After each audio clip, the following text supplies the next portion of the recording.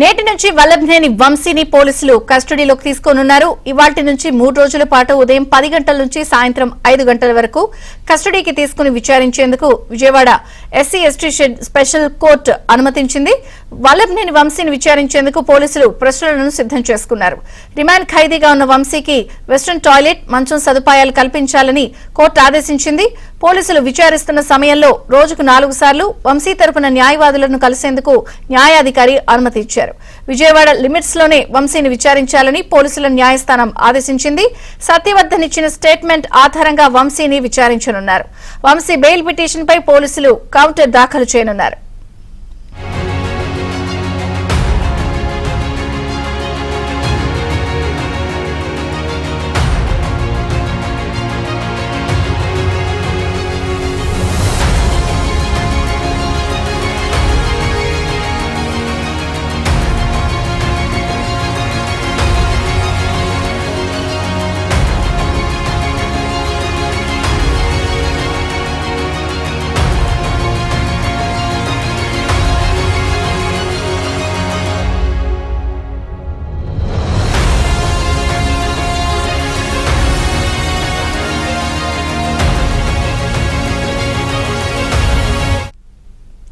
నేటి నుంచి వల్లభనేని వంశీని పోలీసులు కస్టడీకి తీసుకోనున్నారు. ఇవాళ నుంచి 3 రోజుల పాటు ఉదయం 10 నుంచి సాయంత్రం 5 గంటల వరకు కస్టడీకి తీసుకుని విచారిస్తారు. అలాగే ప్రశ్నలు కూడా సిద్దం చేసినట్టుగా తెలుస్తోంది. పూర్తి సమాచారం మా ప్రతినిధి ప్రసాద్ అందిస్తారు. ప్రసాద్. విజయ్ చంద్రిక ఈరోజు వల్లభనేని వంశీ వైసీపీ నేత, మాజీ ఎమ్మెల్యే ఆయన పోలీసులు కస్టడీ తీసుకోనున్నారు. ప్రధానంగా సత్యవర్ధన్ పై దాడి చేయడంతో పాటు బెదిరించి భయపెట్టి సాక్ష్యాలు తారుమారు చేసిన కేసులో A1గా వల్లభనేని వంశీతో పాటు మరో 5గురిని ఇప్పటికే అరెస్ట్ చేశారు. రిమాండ్ ఖైదీగా ఉన్న నేపథ్యంలో అతన్ని సత్యవర్ధన్ బెదిరించిన వ్యవహారంలో మరి కొంతమంది పాత్ర ఉంది. అందులో ప్రధానంగా వంశీ కనుసన్నలో వంశీ ఆదేశాలతో ఈ వ్యవహారం మొత్తం కూడా నడిచిందంటూ మొదటి కూడా పోలీసులు చెప్పుకొస్తున్న పరిస్థితి. అందువల్ల అతని కస్టడీలోకి తీసుకుంటే మరింత సమాచారం రాబట్టే అవకాశం ఉందన్న నేపథ్యంలో ఎస్సీ ఎస్టీ కోర్టు నిన్న పోలీసులకు 3 రోజుల పాటు 10 రోజులు కోరినప్పటికీ కూడా 3 రోజుల పాటు కస్టడీకి ఇస్తూ ఆదేశాలు జారీ చేసింది. ఇప్పుడు మరి కొద్దిసేపట్లో జిల్లా జైలు దగ్గర నుంచి మన ప్రస్తుతం ఇక్కడ విజయవాడ జిల్లా జైలు దగ్గరే ఉన్నాము. మరి కొద్దిసేపట్లో ఇక వంశీని ఇక్కడ నుంచి పోలీసులు తమ కస్టడీలోకి తీసుకుంటారు. ఇక్కడ నుంచి నేరుగా విజయవాడ ప్రభుత్వ ఆసుపత్రికి తీసుకువెళ్ళి అక్కడ వైద్య పరీక్షలు నిర్వహిస్తారు. అక్కడ నుంచి విజయవాడలోని AR గ్రౌండ్సా లేకపోతే మరి ఇతర పోలీస్ స్టేషన్కి తీసుకెళ్లి విచారించిన అంశంపై పోలీసు ఉన్నతాధికారులు ఇప్పటికీ చర్చలు చేస్తున్నారు. దీనికి సంబంధించి పోలీస్ కమిషనర్ రాజశేఖర్ బాబు ఆదేశాల కోసం ఎదురు చూస్తున్నట్టు కూడా చెప్తున్నారు. అయితే ఎందుకంటే వైసీపీ నాయకుడిగా ఉన్న నేపథ్యంలో రాజకీయంగా కూడా ఈ కేసుకు ప్రాధాన్యత ఉన్న నేపథ్యంలో ఎక్కడైనా పోలీస్ స్టేషన్లో పెట్టి విచారిస్తే కొంత గందరగోళం అయ్యే పరిస్థితి ఉంటుంది. లేదా కార్యకర్తలు కూడా స్టేషన్ దగ్గర ఉండే అవకాశం ఉన్న నేపథ్యంలో అటువంటి వాటికి ప్రాధాన్యత ఆస్కారం ఇవ్వకుండా AR గ్రౌండ్స్ వంటి ప్రాంతాల్లో అయితే ఎటువంటి ఇబ్బంది ఉండదు. అదేవిధంగా ఎవరు కూడా అక్కడ గుమిగూడే అవకాశం ఉండదు అని కూడా ఆలోచిస్తున్నట్టు కూడా మనకు సమాచారం ఉంది. ఈ నేపథ్యంలో ఆయన ఇక్కడ నుంచి ప్రభుత్వ ఆసుపత్రికి తీసుకెళ్లే సమయానికి ఎక్కడ పెట్టి విచారించాలనే అంశాలపై కూడా స్పష్టత వచ్చే అవకాశం ఉంది.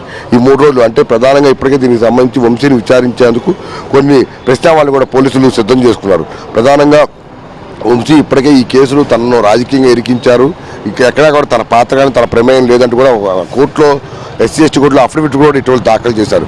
అయితే పోలీసులు చెప్తుంది ఏంటంటే ప్రధానంగా సత్యవర్ధన్ను బెదిరించి భయపెట్టి సాక్ష్యం తారుమారు చేయడం కోసం అతను వాంగ్మూలాన్ని రివర్స్లో ఇచ్చేందుకు వెనక మొత్తం వంశీ డైరెక్షన్లో వ్యవహారం నడిచిందని పోలీసులు మొదటి నుంచి చెప్పుకొస్తున్నారు. కొన్ని సీసీ కెమెరాలు హైదరాబాద్లో సత్యవర్ధన్ వంశీని కలవటం కావచ్చు, అదేవిధంగా ఇక్కడ వంశీ అనుచరులు సత్యవర్ధన్తో మంత్రాలు చేయడం వంటి వ్యవహారాలకు సంబంధించి కొన్ని సీసీ కెమెరాల ఫుటేజ్ను కూడా పోలీసులు సేకరించి కోర్టుకు సబ్మిట్ కూడా చేశారు. ఈ నేపథ్యంలో మరికొంతమంది పాత్ర ఉందని కూడా భావిస్తున్నారు. అందువల్లే అసలు మొత్తం సత్యవర్ధన్ని ఫోన్లో అతనితో మాట్లాడటం కావచ్చు, వాళ్ళ ఇంటికి వెళ్ళి మంత్రాలు చేయడం కావచ్చు, తర్వాత బెదిరించి కారులో ఇటు హైదరాబాదు అటు వైజాగ్ పంపించిన వైను, ఇలా అనేక అంశాలపై కూడా కొంత సమాచారాన్ని పోలీసులు అయితే సేకరించారు. ఈ అంశాన్ని క్రోడీకరించుకుని వంశీని కస్టడీలో సమయంలో ప్రధానంగా ఈ అంశాలను ప్రస్తావిస్తారు. అంటే పాయింట్ టు పాయింట్ అడిగి అతని నుంచి కొంత సమాచారం రాబట్టే అవకాశం ఉంది. అతను చెప్పేదాన్ని బట్టి వీరు సేకరించిన ఆధారాలను బట్టి క్రోడీకరించుకుని ఆ తర్వాత వాటిని కూడా ఒక నివేదిక రూపంలో సిద్ధం చేసుకుంటారని కూడా చెప్తున్నారు. అదేవిధంగా వంశీ ఇచ్చే సమాచారాన్ని బట్టి మరికొంతమంది పాత్ర కూడా ఉన్నట్టు కూడా తెలుస్తూ ఉంది. వారిని కూడా అరెస్ట్ చేసే అవకాశం ఉందని కూడా చెప్తున్నారు. ఇక కోర్టు ఆదేశాలను బట్టి ఉదయం 10 గంటల నుంచి సాయంత్రం 5 గంటల వరకు మాత్రమే విచారించాలని కూడా ఎస్సీ ఎస్టీ కూడా స్పష్టంగా చెప్పింది. అంటే ప్రతిరోజు కూడా ఉదయం ఇవాళ రేపు ఎల్లుండి 3 రోజుల పాటు కూడా ఇక్కడ ఇదే జైలు దగ్గర నుంచి కూడా 10 తర్వాత పోలీసులకి హ్యాండ్ ఓవర్ చేస్తారు. ఇక్కడ నుంచి ప్రభుత్వ ఆసుపత్రికి తీసుకువెళ్తారు. మళ్ళీ అక్కడ నుంచి విచారణ ప్లేస్లో తీసుకెళ్ళిన తర్వాత సాయంత్రం మళ్ళీ 4 గంటలకి అక్కడ నుంచి నేరుగా మళ్ళీ ప్రభుత్వ ఆసుపత్రికి తీసుకువెళ్ళి సాయంత్రం కూడా వైద్య పరీక్షలు నిర్వహించిన అనంతరం మళ్ళీ 5 గంటలకల్లా ఈ జిల్లా జైల్లో అధికారికి అప్పచెప్పడం జరుగుతుంది. 3 రోజులు కూడా ఇదే విధంగా సాగుతుంది. అయితే ఈ 3 రోజులు కస్టడీలో మాత్రం ఎటువంటి సమాచారాన్ని సేకరిస్తారు, పోలీసులు అదే వంశీ నుంచి ఎటువంటి సమాచారం రాబడతారో వీళ్ళు అడిగే ప్రశ్నలకు వంశీ ఏ విధంగా స్పందిస్తారనే అంశంపై కూడా ఉత్కంఠ నెలకొంది. అదేవిధంగా ఈ మొత్తం వ్యవహారం సంబంధించి ఈ 3 రోజుల కస్టడీలు కనుక వంశీ నుంచి సరైన సమాచారం రాబట్టకపోతే మరోసారి కస్టడీ పిటిషన్ వేసే అవకాశం ఉందని కూడా చెప్తా ఉన్నారు. ఇక నిన్న పీటీ వారెంట్ సంబంధించి కూడా కోర్టులో ఆదేశాలు జారీ అయ్యాయి. ఈరోజు వర్చువల్ విధానంలో కోర్టులో ప్రవేశపెట్టి ఆ తర్వాత పీటీ వారెంట్ సంబంధించి రిమాండ్ కూడా వేసే అవకాశం ఉందని కూడా చెప్తున్నారు. ఇప్పుడు ఆ ప్రక్రియ కొనసాగుతుందని కూడా తెలుస్తుంది. తర్వాత పోలీసులు కస్టడీకి ఇచ్చిన తర్వాత ఈ 3 రోజుల కస్టడీ కూడా ఇదే విధంగా విచారణ తంతు అయితే కొనసాగుతుంది. ఆ తర్వాతే దీనికి సంబంధించి పోలీసు అధికారి కూడా ఒక నిర్ణయానికి వచ్చే అవకాశం ఉందని కూడా చెప్తున్నారు విజయ్ చంద్ర. Thank you Prasad.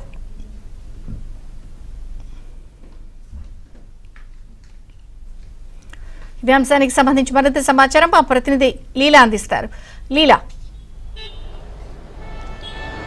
విజయ్ చంద్రిక, ప్రస్తుతం మనం ప్రభుత్వాసుపత్రి వద్ద ఉన్నాము. వల్లభనేని వంశీని పోలీస్ కస్టడీలోకి తీసుకోవాలంటూ కూడా SC/ST కోర్టు ఇప్పటికే ఆదేశాలు జారీ చేసింది.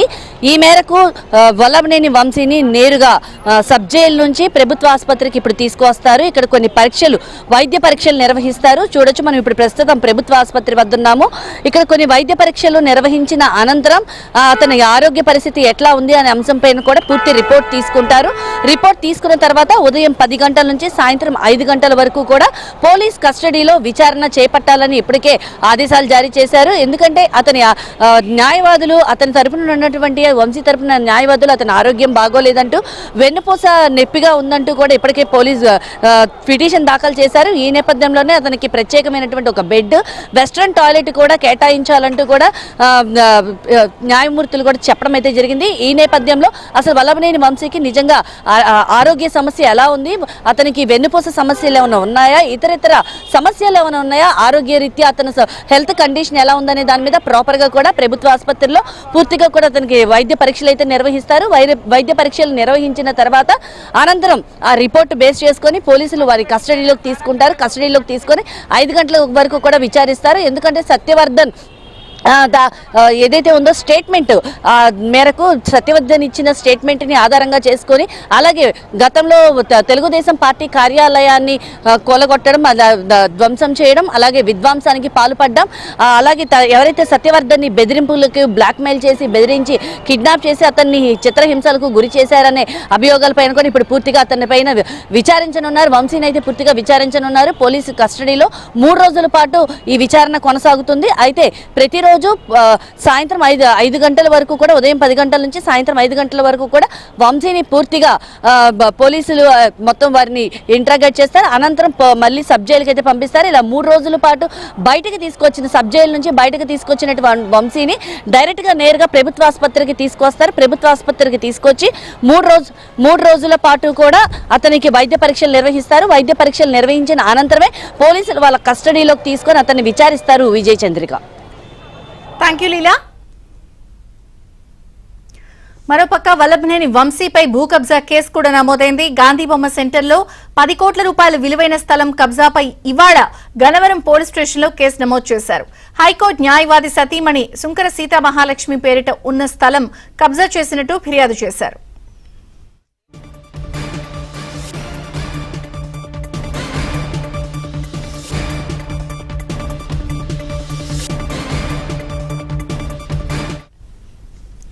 వల్లభనేని వంశీపై భూ కబ్జా కేసు నమోదైంది. గాంధీ బొమ్మ సెంటర్లో 10 కోట్ల విలువ చేసే స్థలం కబ్జాపై ఇవాళ గన్నవరం పోలీస్ స్టేషన్లో కేసు నమోదు చేశారు.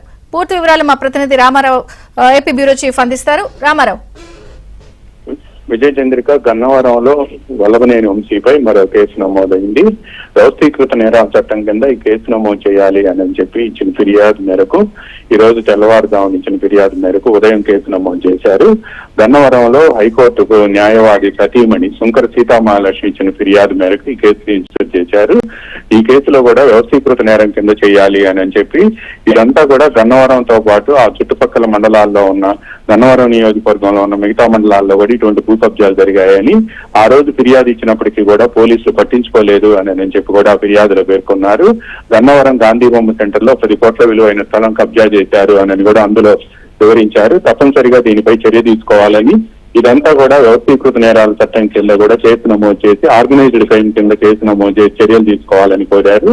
అయితే హైకోర్టు న్యాయవాది సతీమణి ఇచ్చిన ఫిర్యాదు మేరకు గన్నవరం పోలీసులు ఈ రోజు కేసు నమోదు చేశారు. ఈ కేసును కూడా సిట్కి వంశీ అక్రమాలపై ఏదైతే రాష్ట్ర ప్రభుత్వం ఏలూరు రేంజ్ ఐజీ అశోక్ కుమార్ నేతృత్వంలో ప్రత్యేక దర్యాప్తు బృందాన్ని నియమించిందో ఆ దర్యాప్తు